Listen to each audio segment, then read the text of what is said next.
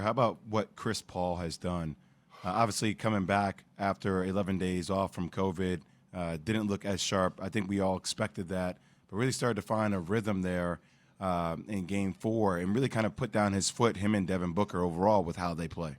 Well, put down his foot is a nice way of saying it. I mean, he controls the game, and his personality, he reminds you of a LeBron, like where he takes control of the game, and you can see him getting on his teammates. You can see him making plays. Sometimes it's an assist. Sometimes he just comes up with a loose ball, and he's got that John Stockton. Remember he'd go 10, 12 minutes without taking a shot, and all of a sudden you'd get a 5-point lead, and you say, oh, we're getting away right now. He'd just come dribbling down and knock a three down. It wouldn't even touch the rim.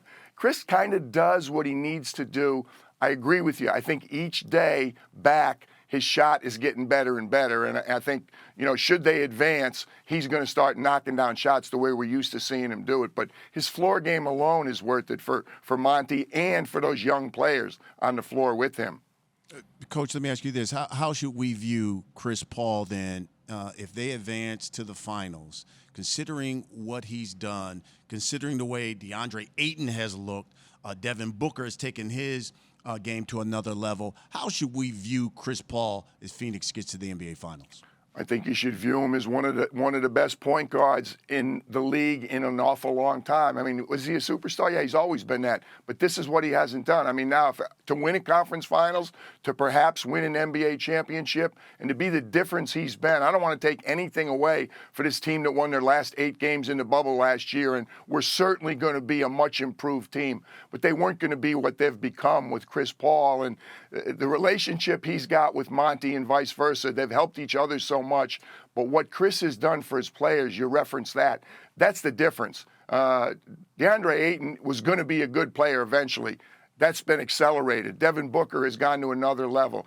All their players are doing a good job. Jay Crowder is also doing a heck of a job. But I'll tell you what, Chris Paul is one of those guys. There's a lot of great players in our league that really don't do anything for their teammates. By that I mean they don't really impact them. They get a lot of points, they help you win games, but they really don't help the other players develop. Chris Paul is one of those guys who genuinely makes his teammates better. That's unique. Very few people have that talent, and Chris Paul has it as well as almost anybody in the league. PJ, I know you're a coach and you don't like to look into the future like me as a player or a so-called expert in the NBA.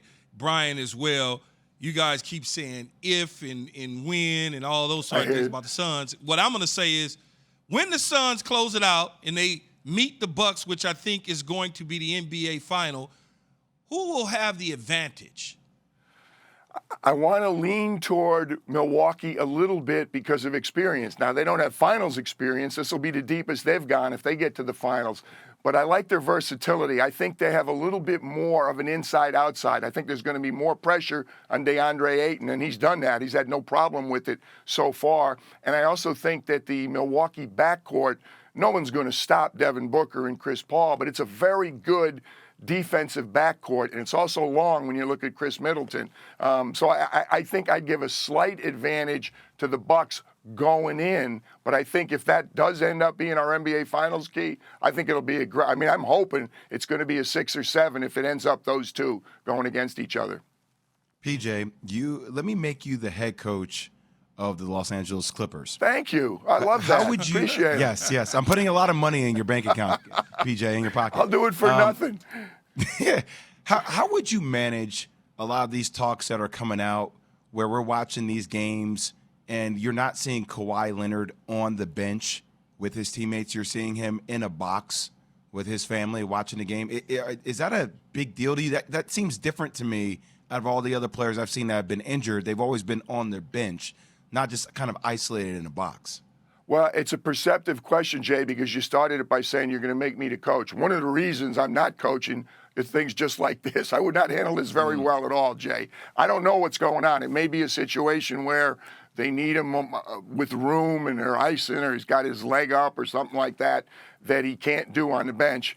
I've never seen that. So it's surprising to me. Every time they show it up in the stands, Greeny had a great line the other night. He said, Kawhi goes nuts. He's not somebody that shows a lot of emotion during a game.